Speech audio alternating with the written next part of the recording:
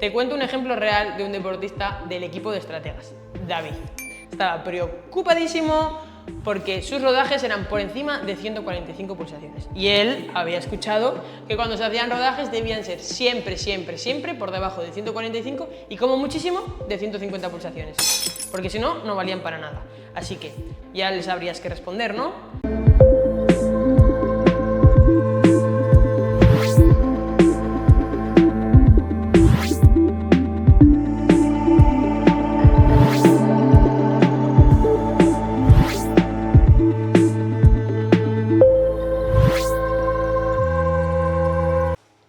Muy buenas, corredor, corredora, trail runner, bienvenido y bienvenida una semana más al podcast de Estrategas del Trail y Run.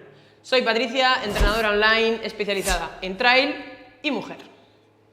En el episodio de hoy vamos a hablar de las tan famosas y conocidas zonas de entrenamiento.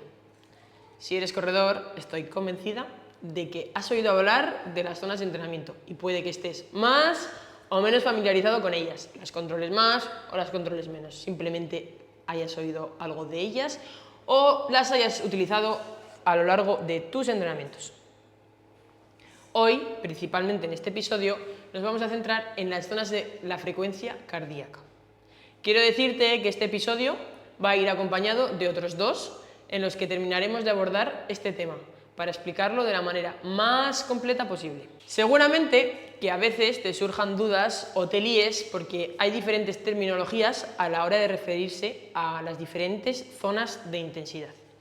Pero en realidad es más sencillo de lo que te pueda parecer, por lo menos las nociones básicas que necesitas para aplicar en tu día a día. En primer lugar, cabe decir que las zonas de frecuencia cardíaca son una terminología designada por los entrenadores y científicos, para que exista un acuerdo a la hora de referirse y estudiar las diferentes intensidades a lo largo del ejercicio. Se usan para diferenciar los diferentes procesos que se van dando dentro del organismo, a medida que vamos incrementando esa intensidad. Pero no son estancas, es decir, no justo cuando se produce el cambio de una zona a la zona siguiente, se produce un cambio radical en los procesos fisiológicos. ¿Vale? Es un continuo y nosotros lo vamos dividiendo. Del mismo modo que no es lo mismo estar en la parte baja de una zona a estar en la parte alta. Es decir, si tu zona 2 va desde 142 pulsaciones hasta 155, no es lo mismo ir aquí abajo a 142, que estas pulsaciones están más próximas a la zona 1 que a 155, que estas pulsaciones están más próximas a la zona 3. Los procesos que se dan en el cuerpo son diferentes, pero de esto hablaremos en futuros episodios.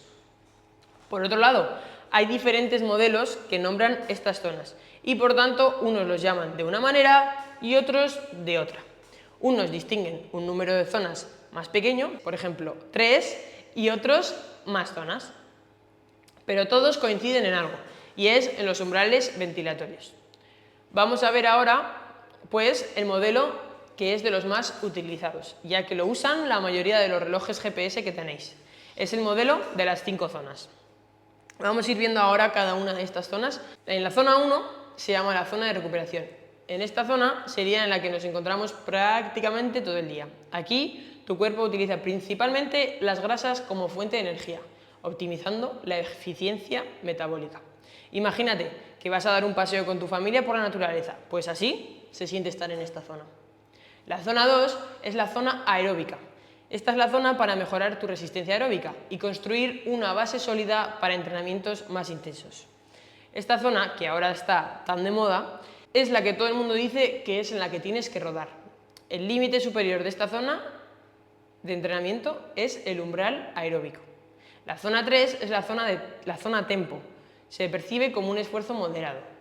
En esta zona aumentarás la resistencia a la fatiga y además mejorarás tu técnica y la eficiencia. En la zona 4, la zona del umbral anaeróbico, estás trabajando cerca de tu capacidad anaeróbica y tu cuerpo comienza a acumular lactato en sangre. Los esfuerzos en esta intensidad elevarán el umbral anaeróbico. La zona 5 es la zona del consumo máximo de oxígeno. ¿Te suena? Es el esfuerzo máximo, es una zona de alta intensidad y se usa para aumentar el consumo máximo de oxígeno y también tu velocidad. Ahora que sabemos un poquito más sobre estas zonas de entrenamiento, entiendo que te preguntarás cómo puedes calcular estas zonas para aplicarlas en tu entrenamiento. Para calcular estas zonas necesitas conocer tu frecuencia cardíaca máxima, medida con un pulsómetro, pero no vale el del reloj, tiene que ser una banda de pecho o un pulsómetro de brazo.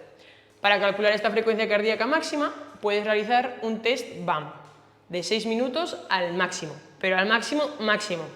De esta manera conocerás tu frecuencia cardíaca máxima, que te recuerdo que es un valor personal y de esto va a depender las pulsaciones en las que se sitúan el resto de las zonas.